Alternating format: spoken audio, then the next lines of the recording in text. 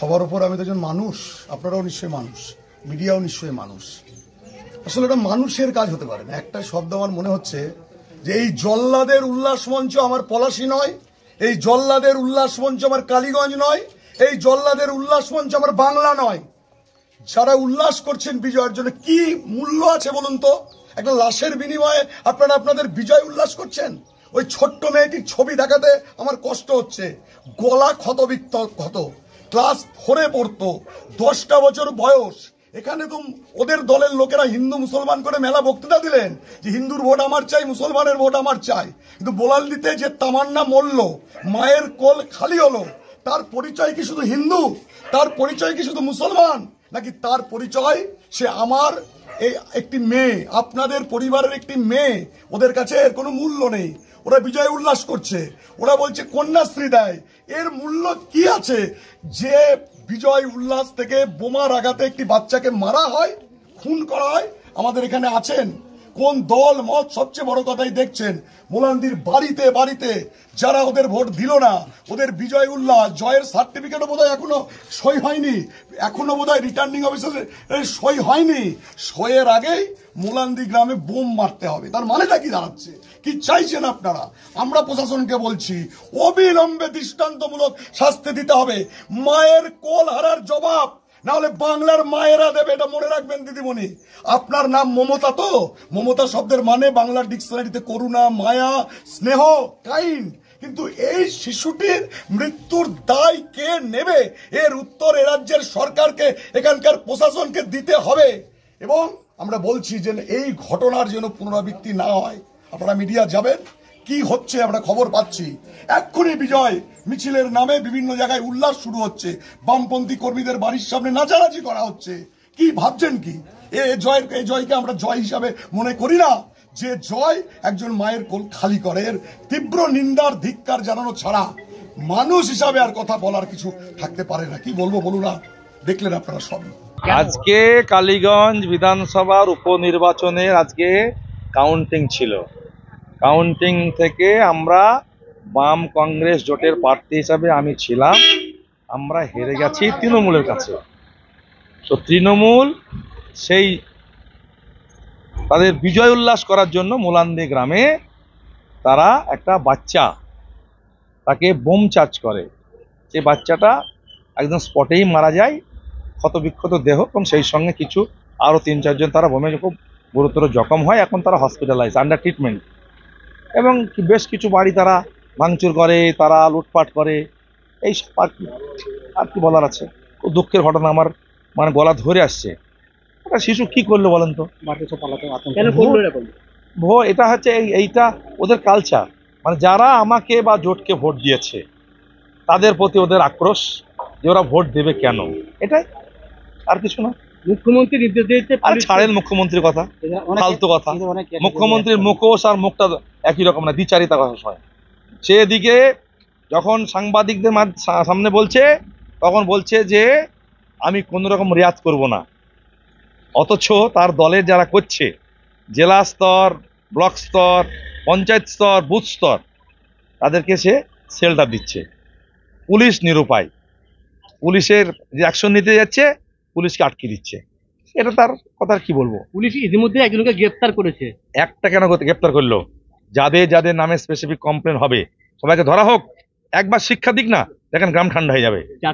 আমার বক্তব্য হচ্ছে, যদি আমার যারা লোক, কংগ্রেস সিপিএম এর যারা লোক, তারা যদি কোনো রকমের অপরাধ করে, তাদেরকে ছাড়তে বলছে না তো। অতএব যারা প্রকৃত ক্রিমিনাল, যারা এই কাজগুলো করছে, তাদেরকে সহজে ধরা হোক। যাকে গ্রেফতার করা হয়েছে সে কি তৃণমূলের কর্মী? অবশ্যই তৃণমূল কর্মী, অবশ্যই। এবং সে এখানে হয়তো ডাইরেক্ট জড়িত আছে।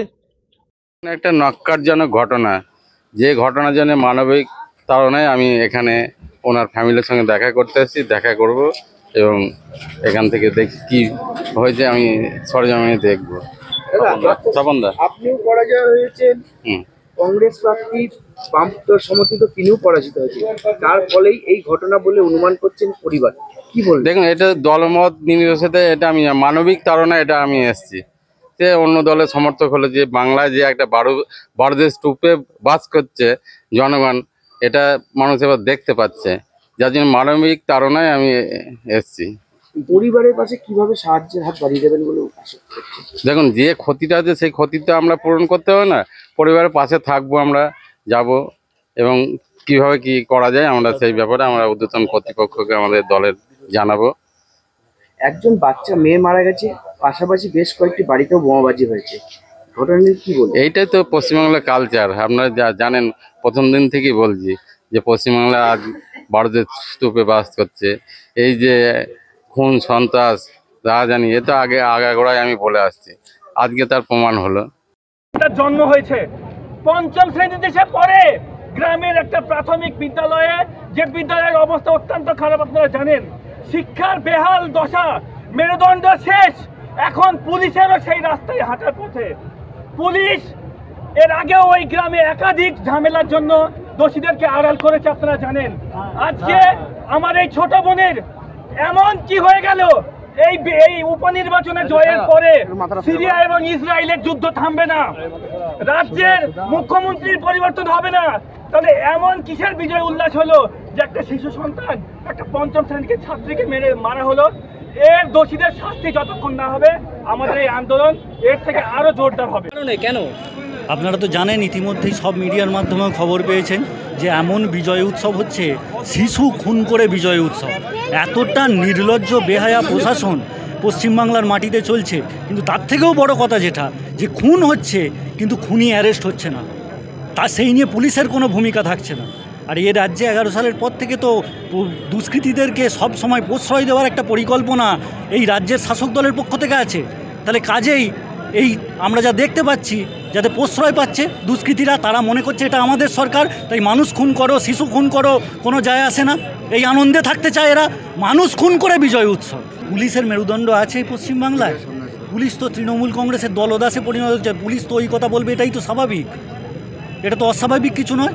পুলিশ তৃণমূল কংগ্রেসের এজেন্ট হিসেবে কাজ করছে পশ্চিমবাংলায়, যা হবার তাই হচ্ছে। মুখ্যমন্ত্রী এটা নিয়ে শোক প্রকাশ করেছেন এবং দোষীদের যাতে অবিলম্বে শাস্তি হয় ঘোষণা করেছেন, কি বলবেন?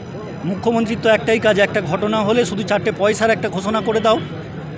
কোনো মায়া দয়া রাজ্যের পুলিশ প্রশাসন, পুলিশ মন্ত্রীটাকে, রাজ্যের মুখ্যমন্ত্রী তো পুলিশ মন্ত্রী, তাহলে যখন অ্যারেস্ট হচ্ছে না, খুনিরা ধরা পড়ছে না, তার দায় কার? দায় তো মুখ্যমন্ত্রীর দায়।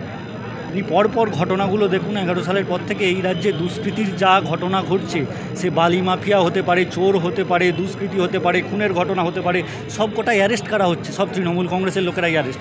কিন্তু দুর্ভাগ্যের বিষয় এটা যে অ্যারেস্ট হওয়ার কিছুদিন পর তারা জেল থেকে বেরিয়ে আসছে এই প্রশাসনের সহযোগিতায়, চক্রান্তে, এবং পুলিশ তাতে যোগ্য সংগত করছে এই সরকারকে। আপনারা এখন কি চাইছেন, আপনাদের দাবিটা?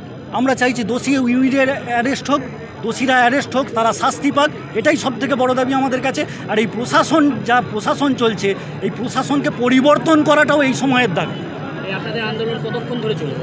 আমাদের আন্দোলন চলবে। তারা ভেতরে কি জবাব দিয়েছে, আমাদের নেতৃত্বরা আছেন, তারা কথা বলছেন, তারা পুলিশ কি বলেছে না বলেছে তার পরিবেশ পরিস্থিতির ওপর দাঁড়িয়ে আমরা সিদ্ধান্ত গ্রহণ করব।